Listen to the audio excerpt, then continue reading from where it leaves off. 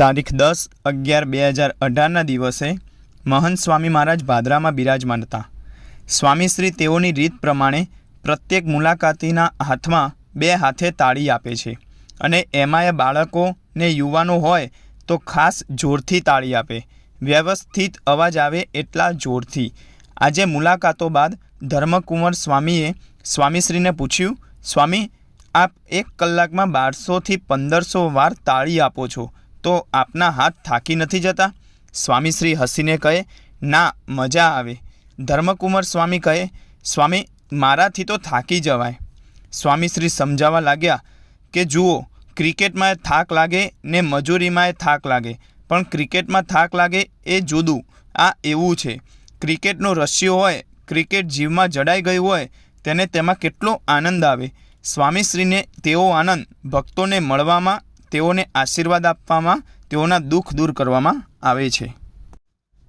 મહંત સ્વામી મહારાજ સત્સંગ દીક્ષામાં 28મા શ્લોકમાં કહે છે કે સર્વે સ્ત્રી તથા પુરુષોએ સર્વ પ્રકારના જુગારનો તથા વ્યભિચારનો ત્યાગ કરવો।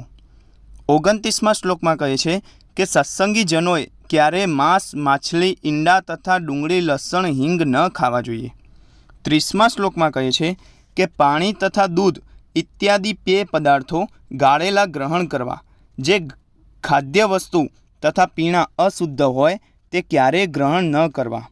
31મા શ્લોકમાં કહે છે કે સત્સંગીઓએ ચોરી ક્યારેય ન કરવી, ધર્મને અર્થે પણ ચોરી ન કરવી। 32મા શ્લોકમાં કહે છે કે પુષ્પ, ફળો જેવી વસ્તુ પણ તેના ધણીની પરવાનગી વગર ન લેવી, પરવાનગી વગર લેવું તે સૂક્ષ્મ ચોરી કહેવાય। 33મા અને 34મા શ્લોકમાં કહે છે કે ક્યારેય મનુષ્ય, પશુ, પક્ષી તથા માંકડ આદિ કોઈપણ જીવજંતુઓની હિંસા ન કરવી। અહિંસા પરમ ધર્મ છે, હિંસા અધર્મ છે, એમ શ્રુતિ, સ્મૃતિ આદિ શાસ્ત્રોમાં સ્પષ્ટ કહેવામાં આવ્યું છે। 35મા શ્લોકમાં કહે છે કે સત્સંગીઓએ યજ્ઞને અર્થે પણ બકરા વગેરે નિર્દોષ પ્રાણીઓની હિંસા ક્યારેય ન જ કરવી। 36મા શ્લોકમાં કહ્યું છે કે યાગાદિ કરવાના થાય ત્યારે સંપ્રદાયના સિદ્ધાંતને અનુસરીને હિંસા રહિત જ કરવા। 37મા શ્લોકમાં કહ્યું છે કે યજ્ઞનો શેષ ગણીને કે પછી દેવતાના નૈવેદ્ય રૂપે પણ સત્સંગીઓએ ક્યારેય માંસ ન ખાવું જોઈએ।